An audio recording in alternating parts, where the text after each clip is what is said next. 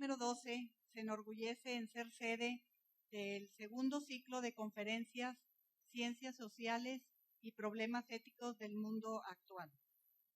El estudio de la historia es de suma importancia, ya que nos ayuda a entender los acontecimientos que dieron origen a nuestro presente, al mismo tiempo que nos posibilita a visualizar cuáles son las posibilidades de nuestro futuro. El día de hoy, el ingeniero Leopoldo Espinosa Benavides impartirá la conferencia Madero y Carranza. Damos la más cordial bienvenida. Gracias.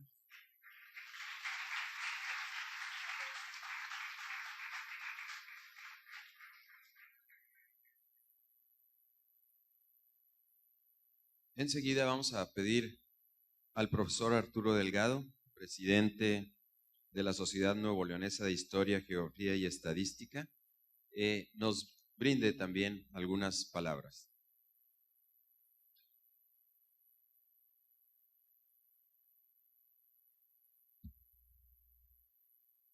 Muy buenos días tengan todos ustedes. Saludamos con afecto desde la preparatoria 12 de Cadereyta a todos los profesores y estudiantes de la universidad que hoy siguen este ciclo de conferencias a través de Internet, subiendo a la página web de la universidad. Y esto nos complace porque estamos en la Sociedad de Historia convencidos, y lo hemos acordado con el doctor Jesús Anse Rodríguez, rector de la universidad, de la importancia que tiene para los maestros y estudiantes de preparatoria que llevan una materia, algunas materias en el transcurso de los semestres relacionados con México siglo XIX, México siglo XX. Lo que estamos viendo en este periodo es México siglo XX, a partir de la Revolución Mexicana hasta nuestros días. Esto es el contenido general de nuestras pláticas. Y bueno, hoy la directora de este plantel, como los directores y directoras de otras preparatorias que hemos asistido, nos reciben con beneplácito, pero también observamos en los profesores y en los estudiantes la disposición de escuchar, a ver qué cosas nuevas nos da el conferencista. No estamos sustituyendo al profesor de historia, no pretendemos ser el profesor que viene a desplazar al maestro, sino venimos a apoyarlo en los contenidos, en la interpretación, en los temas que tratamos, que son específicos. Hoy el ingeniero Leopoldo Espinosa Benavides va a tocar uno de los rubros de la revolución y nos va a hablar de dos personajes que fueron el cerebro, parte importante de la Revolución Mexicana. Deseamos pues que los estudiantes y profesores de preparatoria en la Universidad Autónoma y de aquellos estudiantes y profesores de facultades de la universidad que también suben a la página web y en sus auditorios y en cualquier laptop nos pueden ver, pueden escuchar, pueden seguir estas conferencias. Hacemos votos porque se aproveche esta oportunidad que nos da la rectoría para llegar a toda la comunidad universitaria y decirles que hay otras cosas que leer, hay otras cosas que aprender, no solamente lo que nos dice el libro de texto, sino también lo que nos dice el maestro y lo que nos dice el conferencista. Hoy, con mucho agrado, estamos en la preparatoria 12 y vamos a seguir en las preparatorias de varios municipios para que ustedes en su momento, los jueves a las 11 de la mañana, nos sintonicen y puedan apreciar, puedan recibir las conferencias que se ofrecen a la comunidad universitaria. Muchas gracias por recibirnos y el mejor de los éxitos para usted y sus maestros. Muchas gracias.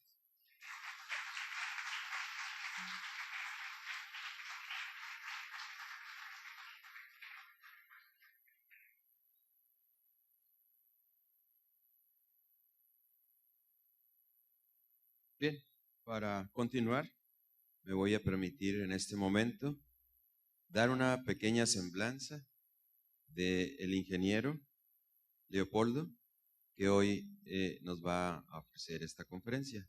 Es egresado de la Facultad de Ingeniería Civil en 1969, rector de la Universidad Metropolitana de Monterrey, periodista, autor de 9 libros, miembro de la Sociedad de Historia, Geografía y Estadística, de la Asociación Estatal de Cronistas Municipales José P. Saldaña, de la Asociación de Periodistas de Nuevo León José Alvarado Santos y presidente del Foro Estatal Permanente de Legisladores de Nuevo León.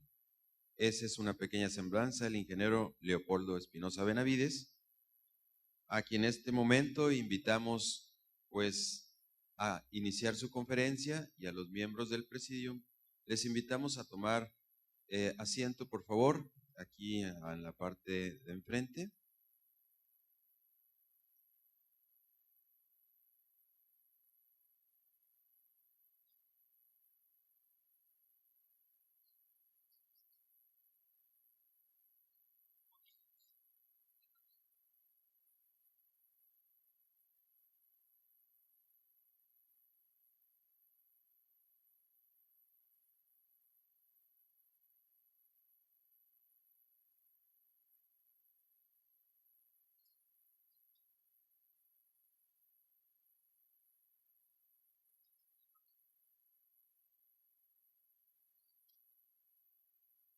Bien, pues muy buenos días.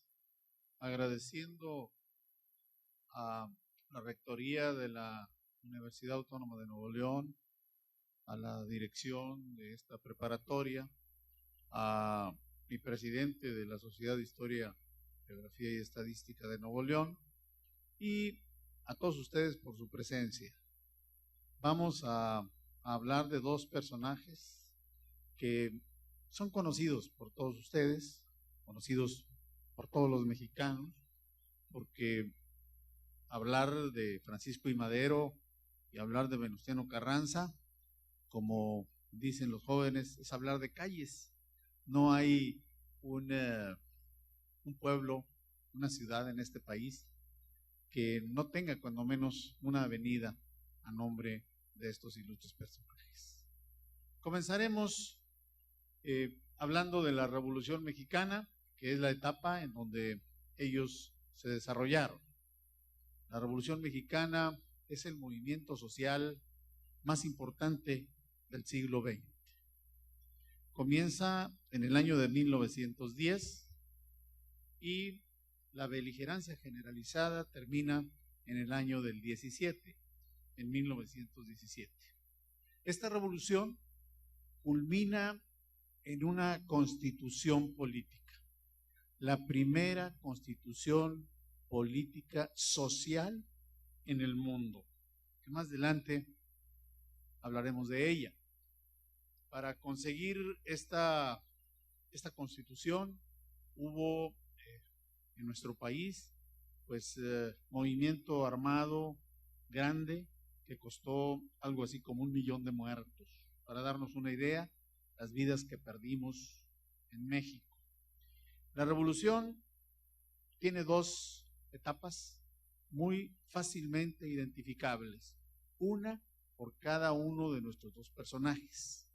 La primera es la revolución democrática, propiamente dicha. Esta estuvo encabezada por don Francisco I. Madero. Y posteriormente la otra etapa es la revolución constitucionalista, que estuvo encabezada por Venustiano Carranza. Estos 2 próceres revolucionarios nacieron en el territorio que hoy se llama Coahuila, porque el primero de ellos, el mayor, Carranza, nació en el municipio de Cuatro Ciénegas en el año de 1860.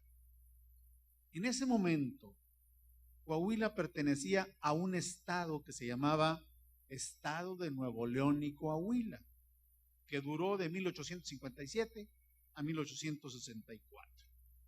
O sea, Carranza es un nuevo Leo coahuilense. En cambio, cuando nace Madero nace ya en 1873, él ya es coahuilense, porque ya el presidente Juárez había disuelto ese estado de Nuevo León y Coahuila, y se queda por un lado Nuevo León y por otro lado Coahuila. Las vidas de estos dos distinguidos mexicanos son innegablemente paralelas. Veamos por qué hago hincapié en esto. Ellos tienen 13 años de diferencia en sus edades. Es más grande Venustiano Carranza que Madero. Y esto que ahora en estos tiempos no es una diferencia muy grande, 13 años de edad. En aquellos años sí lo era, a principios del siglo anterior, porque las expectativas de vida de los mexicanos andaban alrededor de los 50 años. Ahorita andan, pues, muy por encima, arriba de 76 años. Por tanto, quiero decirles que este paralelismo en sus vidas, ellos prácticamente pues no lo advertían, porque los dos tienen orígenes familiares muy semejantes. Pese a ser grandes revolucionarios, ellos venían de familias acomodadas. Los dos eran hacendados, por así decirlo, desde que nacieron, pero familias acomodadas con una gran vocación democrática y política. Porque Evaristo Madero, abuelo de Francisco I. Madero, él fue gobernador del estado. Y Jesús Carranza, padre de Venustiano Carranza, fue un activista muy importante en la guerra de Reforma. Y por tanto, ellos traían en sus genes ya una participación política interesante. Empezaremos por hablar un poco de Carranza, cuando menos para que veamos el paralelismo. Carranza estudia sus primeras letras en su municipio, en Cuatro Ciénegas. Después se va al Ateneo de Saltillo en el año del 74, 1874, y de ahí se va a la Ciudad de México y se inscribe en la Escuela Nacional Preparatoria, porque él iba a ser médico, esa era su vocación. Desafortunadamente tiene un problema en la vista, que no puede continuar con sus estudios y se regresa a Coahuila a manejar y a trabajar en los ranchos de la familia, que son los ranchos Las Ánimas y el Fuste. Madero, más para hablar un poco de sus parecidos, Madero también hizo sus estudios en su pueblo natal. Él nació en Parras de la Fuente. De ahí se fue a estudiar agricultura a Maryland. Después se fue a París, bueno, a un lugar cercano a París, también hablando de agricultura. Posteriormente en Berkeley, California, estudia administración y regresa en 1903 a administrar las haciendas algodoneras de su familia. Ahí está el parecido. Después de que estudian, ambos regresan a manejar las propiedades familiares. Carreras políticas. Vamos a hablar de primero Carranza, porque pues es mayor en edad. Primero Carranza. Él empieza como presidente municipal de Cuatro Ciénegas. El gobernador José María Garza Galán, gobernador de su estado. Bueno, pues entre Garza Galán y Venustiano Carranza había problemas importantes, desde personalidad y diferencias políticas e ideológicas. Llegó esto a confrontarse de tal suerte que renuncia Venustiano Carranza a la presidencia municipal. Y entonces, bueno, pues se queda Garza Galán solo, prácticamente sin alguna oposición, y sigue gobernando hasta que busca su reelección. En ese momento, pues ya Carranza se opone, pero se opone sin tomar las armas, solamente que es llamado a la presidencia de la República y le explica a Porfirio Díaz, que era el presidente, que su movimiento no es antiporfirista, que él está en contra de Garza Galán, pero no en contra del presidente de la República. Entonces, Porfirio Díaz lo que hace es buscar a alguien que medie y le llama a un agente de su confianza que es el gobernador de Nuevo León. El gobernador de Nuevo León, Bernardo Reyes, entra a mediar el conflicto entre Garzagalán y Venustiano Carranza. Y lo logra, pero esto le da cierta autoridad moral con Carranza y lo lleva de nueva cuenta a la política. Bernardo Reyes incorpora otra vez a Carranza a la política y esto significa para él su regreso a la presidencia municipal de 1894 al 98. Después fue diputado local, diputado federal y senador de la República. Y con semejante carrera política, en 1908 ocupa la gubernatura interina del estado de Coahuila.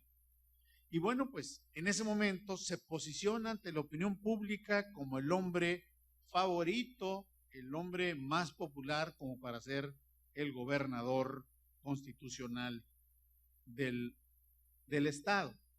Sin embargo, lo hubiera sido, pero su cercanía con Bernardo Reyes y con el grupo reyista, que a nivel nacional tenían un movimiento porque Bernardo Reyes aspiraba a ser primero vicepresidente de la República y luego, bueno, pues quería la presidencia. Esto hizo que el presidente Díaz, quien era el protector de Bernardo Reyes, pero ya lo traía frío, como se dice en política, había un enfriamiento entre ellos, pues ya vetó a Venustiano Carranza. Dijo, tú eres gente de Bernardo Reyes, por tanto tú no serás el gobernador.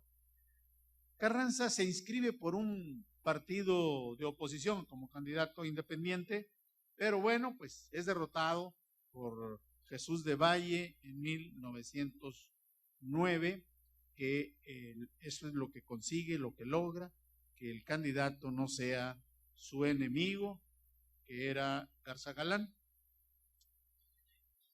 Esto nos da un panorama de cuál era la situación política en 1909 de Venustiano Carranza. Ahora me regreso a Madero. ¿Cómo empieza Madero en la política? Madero empieza en 1905. Él participa apoyando a un candidato a gobernador de Coahuila. Él no quería ser gobernador de Coahuila. Pero él lo que dice es que Miguel Cárdenas ya llevaría su tercera reelección, pues no lo acepta.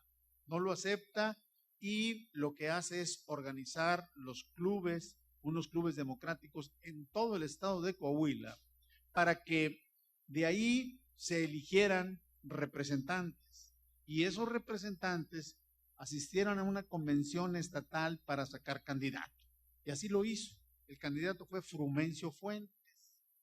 Sin embargo, pues bueno, el presidente Porfirio Díaz, una vez más, apoya al gobernador Miguel Cárdenas, que era agente de él, y es derrotado Frumencio Fuentes. Este es el primer golpe que se le da a Madero, pero esto no lo desanima, sino todo lo contrario. A partir de 1905, Madero comienza a establecer relaciones con los otros grupos políticos nacionales, entre ellos con el Partido Liberal, Laboral Mexicano, que estaba, por los hermanos Flores Magón, era el objetivo fundamental de ellos.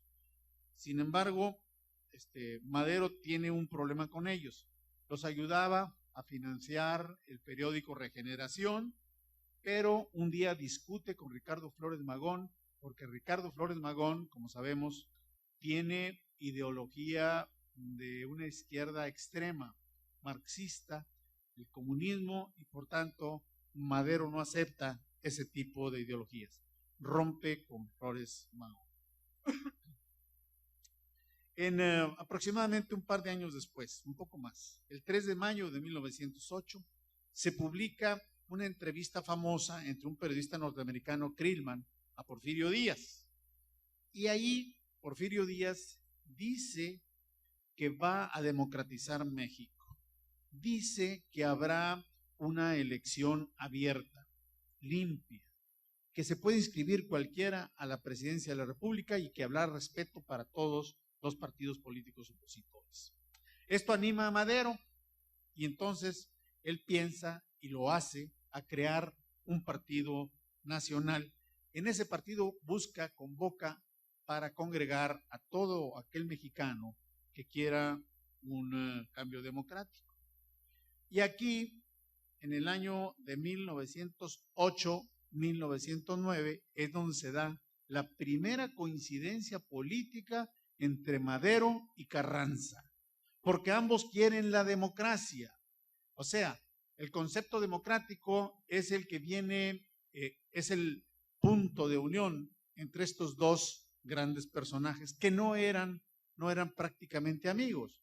Como decíamos, por diferencias de generaciones, no eran amigos, pero esto los reúne. Ya había dicho que Venustiano Carranza estaba apoyando a Bernardo Reyes para la presidencia de la República. En 1909, Madero funda el Partido Nacional Antirreeleccionista, ahí sí para competir él como candidato a la presidencia. Ese partido pues elige a Madero y Madero empieza su campaña. Comienza a realizar giras en el país y la gente comienza a voltearlo. Lo voltean a ver y dicen, bueno, realmente este señor, que es coahuilense, que tiene no mucha personalidad, pero está hablando con la verdad. Ya el presidente de la República tiene demasiados años ahí, es importante renovar. Y entonces comienza a tomar fuerza el lema de la no reelección. Pero esto, desde luego, llega a oídos del presidente Porfirio Díaz. Y Porfirio Díaz, bueno, pues reacciona. Lo encarcela en San Luis Potosí, lo aprende aquí en Monterrey bajo dos cargos. Uno, que es un fraude inventado, obviamente. Dice que él, cuando era gerente de la asociación de la industria algodonera, pues se quedó con dinero, lo cual era una mentira. Pero además lo acusa de conato de rebelión y ultraje a las autoridades. Total, lo encarcela. Madero se las ingenia para escapar de la cárcel en San Luis Potosí y se va a San Antonio, Texas, donde publica el Plan de San Luis el 5 de octubre de 1910. Carranza, por su lado, él apoyaba a Reyes para la presidencia, pero cuando Reyes declina en favor de Porfirio Díaz, por temor o por lealtad, por lo que ustedes quieran, entonces Carranza dice, bueno, yo ya no tengo compromiso, y se une a Madero, y se va a San Antonio también, y ahí comienza la historia de Madero y Carranza juntos por el ideal revolucionario. El Plan de San Luis, que fue redactado por Madero, señalaba el 20 de noviembre de 1910 para tomar las armas. Y así sucede. Así sucede con los grupos de maderistas, villistas, orozquistas y zapatistas que emprenden una lucha frontal en contra del ejército federal y triunfan con la toma de Ciudad Juárez el 10 de mayo de 1911. Esto hace que Porfirio Díaz renuncie y se instale un gobierno provisional de Madero. Madero, una vez como presidente provisional desde Juárez, hace un nombramiento. El primer nombramiento es designa a Carranza como gobernador de Coahuila.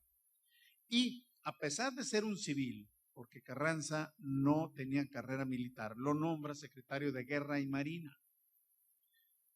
Y posteriormente, en ese mismo año de 1911, lo ratifica como gobernador de Coahuila. Entonces, ya quedamos que ya estaban en el mismo equipo Madero y Carranza a partir de que el gobernador de Coahuila era Carranza por designación de Madero. Bueno, pues entonces ya Madero, en su calidad de presidente provisional, convoca elecciones presidenciales y pues las gana. Es un gobierno muy efímero, del 6 de noviembre de 1911 al 19 de febrero de 1913. Él en el tiempo que estuvo en la presidencia de la República, intentó conciliar a todos los grupos que estaban encontrados entre sí, campesinos y hacendados, patrones y obreros, militares porfiristas y revolucionarios. Estos exigían una solución inmediata a sus demandas. Pero bueno, pues Madero toma las cosas con calma, piensa que los grandes cambios se pueden dar con el tiempo y armonía de los segmentos sociales. Madero se dedica a armonizar, a buscar la paz definitiva de México. Sin embargo, bueno, pues comienzan los problemas, hay diferendos con algunos líderes revolucionarios, porque Madero no satisface sus demandas, y se levantan en armas en contra de Madero Emiliano Zapata y Pascual Orozco. En ese momento sale la lealtad de Venustiano Carranza, que recordemos que era ya el gobernador de Coahuila. Venustiano Carranza impide con fuerzas locales que Pascual Orozco llegue a Coahuila en el año de 1912. Desafortunadamente no es suficiente, porque en el año de 1913 pues ya comienza una contrarrevolución encabezada por Félix Díaz, hijo de Porfirio Díaz, Bernardo Reyes y Victoriano Huerta. Estos dan un golpe de estado en lo que se conoce como la Decena Trágica, que culmina con el asesinato de Madero, de su hermano Gustavo y también del vicepresidente Pino Suárez. Bueno, si me permiten un aforismo, les diré que lo que sucede en ese momento, en esa tragedia, en ese crimen tan horrendo que estruja a la sociedad mexicana, es que Madero le pasa la estafeta a Carranza, porque sí, Huerta llega a la presidencia, toma protesta el 13 de febrero de 1913, pero salta inmediatamente la violencia. Los jefes revolucionarios, primero Venustiano Carranza, gobernador de Coahuila, y Francisco Pancho Villa, pues no aceptan esto. Y Venustiano Carranza lanza el Plan de Guadalupe, que es el movimiento constitucionalista, el 26 de marzo de ese año. Al mes de que Huerta sube al poder, ya estaba circulando el Plan de Guadalupe.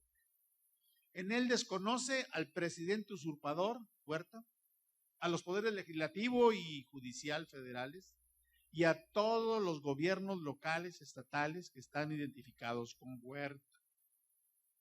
Convoca a luchar en contra de ellos y se compromete a que cuando él ocupe la Ciudad de México se erigirá como presidente interino de la República para convocar a nuevas elecciones una vez que haya condiciones con el país en paz. Claro, ya para esto ya había sido nombrado primer jefe del ejército constitucionalista por quienes aceptaron el Plan de Guadalupe. Luego de más de un año de pelea en todas las plazas del país y después de la ocupación estadounidense de Veracruz del 9 de abril de 1914, Huerta renuncia, no soporta la presión, renuncia a la presidencia de la República y huye de México.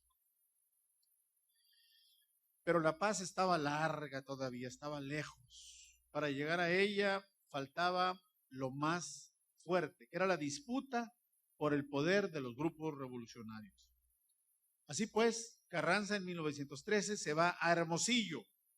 En Hermosillo, Sonora, que era donde estaba prácticamente concentrado el refugio de los jefes de la revolución, formaliza su gobierno nacional, pero con un gran gabinete. Invita a Isidro Fabela, a Rafael Zubarán, a Adolfo de la Huerta, a Felipe Ángeles, a Jacinto B. Treviño y a Ignacio Bonillas como parte de él. Organiza el ejército en 3 grandes unidades. El del noroeste, comandado por Álvaro Obregón. El del noreste, comandado por nuestro paisano Pablo González Garza, oriundo de Lampazos, Nuevo León. Y la división del norte por el mítico Francisco Villa. Sin embargo, para el año siguiente, en 1914, tiene un problema con Villa, porque Villa, sin decir agua va, sin avisarle a Carranza, pues destituye al gobernador de Chihuahua, al general Manuel Chao. Carranza pues, no lo acepta y sale a buscar a Villa. Villa tenía 10,000 soldados y Carranza traía 400 soldados, y entre ellos muchos heridos, que eran nada más el batallón de Sonora que lo escoltaba. Sin embargo, Villa, teniendo una superioridad militar importante, recula en su movimiento y lo que hace es reinstalar a Chao en la gubernatura y declara lealtad y respeto a Venustiano Carranza en reconocimiento a ese acto de valor. Pero bueno, los conflictos continúan con Villa. Villa no obedece a Carranza y ocupa Zacatecas. Entonces ya Carranza, desesperado, molesto, le pide a Álvaro Obregón que se venga del noroeste a combatir a Villa para destituirlo. Sin embargo, pues Villa vence a Obregón, lo apresa y ya lo iba a fusilar en terrenos de Chihuahua, pero lo perdona de última hora. Así las cosas. 1 de octubre de 1914, Carranza convoca a la Convención de Aguascalientes y no invita a los zapatistas, porque no habíamos hablado de Emiliano Zapata, no hay tiempo, pero Zapata nunca acepta. Primero, él estaba en contra de Madero y luego estaba en contra de Carranza, como que la traía en contra de los coahuilenses. Entonces, no son invitados sus gentes a la Convención de Aguascalientes, pero de todas formas asisten. Y ya en la Revolución se ponen de acuerdo con los generales que mandó Pancho Villa, y entre ellos hacen mayoría en la asamblea y destituyen o desconocen a Carranza como presidente y nombran a Eulalio Gutiérrez Ortiz. Desde luego, Carranza no acepta el nombramiento de Eulalio Gutiérrez y se establece en Veracruz como presidente de la República. Y desde ahí, el 6 de enero de 1915, dicta una ley agraria, expide algunas adiciones al Plan de Guadalupe referentes al divorcio, municipio libre, independencia del Poder Judicial, accidentes del trabajo y la suspensión de la Lotería Nacional. Luego, aprovecha la debilidad de Zapata, quien por falta de recursos y por circunstancias que sería largo enumerar, se debilita como líder revolucionario. Y entonces Carranza toma la Ciudad de México. Esto fue en octubre de 1915. Pero esto, al tomar la Ciudad de México, hace que el gobierno de Estados Unidos lo reconozca. Ese es su verdadero triunfo de nuestro presidente en ese momento, Carranza, Venustiano Carranza. Al tener el reconocimiento del vecino país, esto le da una autoridad moral suficiente como para seguir combatiendo fuerte a sus adversarios y les reduce su influencia. Meses después, el 22 de enero de 1916, ya una vez vencidos los convencionistas, Carranza busca traducir el movimiento revolucionario en reformas constitucionales. Esto ya lo había manejado Carranza desde Hermosillo en septiembre de 1913, que él hablaba de la necesidad de rehacer la Constitución Política de México, que estaba vigente, la de 1857. Era ya un presidente poderoso y por tanto convoca el 14 de septiembre de 1916 al Congreso Constituyente y estipula que por cada 70,000 habitantes aproximadamente se nombre un diputado. Bueno, es que algunos estados seguían dominados todavía por las fuerzas villistas o zapatistas y esos mandaron representaciones mínimas. Los requisitos de representación son los mismos que pedía la Constitución del 57, pero él incluye el no haber ayudado con armas o desempeñado puesto público con los gobiernos o facciones hostiles a las causas constitucionalistas. O sea, en pocas palabras, está excluyendo al villismo y al zapatismo, que ya estaban muy venidos a menos. Pero sí incorpora a ese gran Congreso Constituyente a sus intelectuales. Así vemos nosotros trabajar en primera línea a Heriberto Jara Corona, Antonio Díaz Soto y Gama, y además sí participaron el grupo de intelectuales que ellos dirigían. Porque este Congreso Constituyente fue una asamblea de políticos pletórica de abogados, profesores, ingenieros y militares de clase media. Eran minoría los que tenían alguna experiencia legislativa. Solo quienes habían pertenecido a la agrupación llamada Bloque Liberal Renovador de la 26ª legislatura, que años atrás había negado legitimar el régimen huertista. Y finalmente, como dije al principio, este Congreso Constituyente emerge la primera constitución de corte social en el mundo, antes de la de Weimar, Alemania, de 1919 y de la URSS de 1921. Porque en esta Constitución mexicana, además de ratificar las garantías individuales consagradas en la del 57, se establecen garantías sociales como la educación obligatoria y gratuita, los derechos laborales, los derechos agrarios y asegura la propiedad nacional de los productos del subsuelo. Todo esto sin menoscabo de la propiedad privada que tanto defendieron Madero y Carranza mediante inéditas fórmulas legislativas. O sea, permite la propiedad privada, pero al mismo tiempo lleva un gran avance social para los mexicanos. Así pues, al término de su mandato en 1920, Carranza y los constituyentes moderados buscan o desean que el candidato a la presidencia sea un civil y apoyan al ingeniero Ignacio Bonillas, que era el embajador mexicano en Estados Unidos desde el 17. Pero esto provoca una revuelta. Esta revuelta es encabezada por Álvaro Obregón, que desconoce a Bonillas, y se sublevan también al amparo del Plan de Huaprieta, Plutarco Elías Calles y Adolfo de la Huerta, más Pablo González, nuestro paisano, quien también aspiraba a la presidencia. O sea, los que eran sus generales, los tres grandes ejércitos que dijimos, noroeste, Álvaro Obregón, noreste, Pablo González, y del norte, Pancho Villa, los tres estaban en su contra. Entonces, la situación se complica. Así que Carranza decide trasladar su gobierno a Veracruz, porque ya había estado, recordemos, cuando la guerra con Villa, y parte de la capital con su gabinete y sus familias, mobiliario y pertrechos de guerra.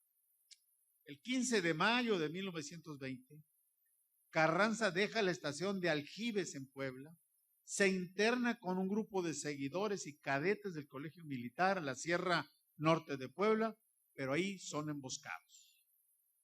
Las tropas que lo resguardan pues se dispersan, logrando el presidente todavía refugiarse en Tlaxcaltenango, Puebla, donde es asesinado por efectivos del general Rodolfo Herrero, simpatizante de Obregón, la madrugada del 21 de mayo de 1920, mientras Venustiano Carranza dormía en un jacal.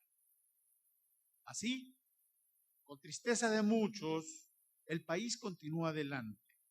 Y el 1 de junio de 1920, o sea, estamos hablando de 10 días después, el Congreso de la Unión declara presidente interino a Adolfo de la Huerta, quien consigue pacificar a Villa, convoca elecciones que gana Álvaro Obregón, quien rinde protesta el 1 de diciembre de ese año. Y 2 años y medio después, el 20 de julio de 1923, Francisco Villa es asesinado en Parral, Chihuahua. Pero con Obregón inicia la pacificación del país, reparte tierras y adelgaza el ejército, pensionando a militares, en general, oficiales y parte de la tropa. Es que había varios ejércitos. El ejército que quedaba de Díaz, el ejército de Madero, el ejército de Huerta, el de Carranza, etcétera, estaban todos juntos. Entonces comienza a hacerlo más delgado. Y luego, en 1924, Plutarco Elías Calles asume la presidencia y en su periodo es cuando se da la Guerra Cristera. En el 29, Calles funda el Partido Nacional Revolucionario, hoy Partido Revolucionario Institucional, reuniendo a todas las fuerzas revolucionarias, y ahí México se transforma, deja de ser un país de caudillos para convertirse en un país de instituciones. Este breve resumen, amigas amigos estudiantes y maestros. Nos da una idea de las aportaciones de Madero y de Carranza, de estos singulares mexicanos, cuyas vidas se tradujeron en democracia e instituciones. Estos dos héroes, un nuevo leo coahuilense y el otro coahuilense, nos legaron instrumentos democráticos y leyes que permitieron a nuestro país construir el milagro mexicano que asombró en su momento al mundo. Madero nos dejó la democracia, la participación de los civiles en asuntos públicos, que antes recordemos que eran reservados solo para militares y para héroes, y una manera de hacer política mediante el diálogo. Carranza nos lega la Constitución, esta Constitución que todavía nos rige con garantías individuales y sociales. Porque no podemos olvidar que antes de ellos, la mayoría de los mexicanos trabajaban por la comida, no por un salario. No había vacaciones, seguridad social, aguinaldo. Eran casi esclavos la gran mayoría de los mexicanos. Hoy tenemos educación gratuita. La prueba está, estamos en una universidad oficial, la Universidad Autónoma de Nuevo León, que brinda la educación realmente gratuita. Pero además hay una educación gratuita y obligatoria. Hay derechos agrarios y la propiedad nacional del subsuelo, que se viene a consolidar en tiempos de Lázaro Cárdenas. Estas dos vidas paralelas, Madero y Carranza, dejaron su pensamiento plasmado en blanco y negro, cada uno por separado. Madero escribe su libro La sucesión presidencial de 1910 y Carranza potencia los conceptos del libro con el articulado de la Constitución Política de 1917 a los más altos niveles internacionales. Esta es la historia sucinta de estos dos mexicanos leales que entregaron su vida por la democracia. Ojalá que haya alguna pregunta en donde podamos intentar contestarlos. Muchas gracias.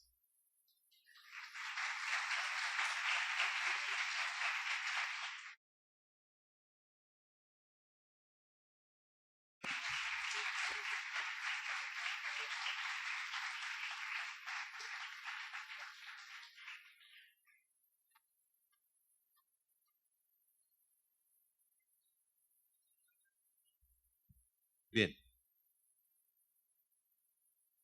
Pues vamos a continuar con este acto. En este momento vamos a pedir a la maestra María Azucena Cantú pase al estrado para entregar el reconocimiento al ingeniero Leopoldo Espinosa Benavides por parte de nuestra escuela.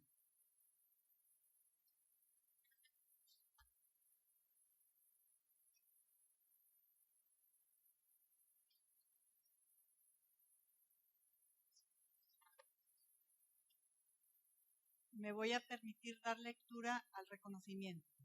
Universidad Autónoma de Nuevo León. La preparatoria número 12 otorga el presente reconocimiento al ingeniero Leopoldo Espinosa Benavides por su participación en la conferencia Madero y Carranza en el auditorio de nuestra escuela. Alerem Flamam Veritatis, Cadereyta Jiménez, Nuevo León, a 22 de septiembre de 2011. Fui María Azucena Cantú Cantú, directora. Muchas gracias, ingeniero.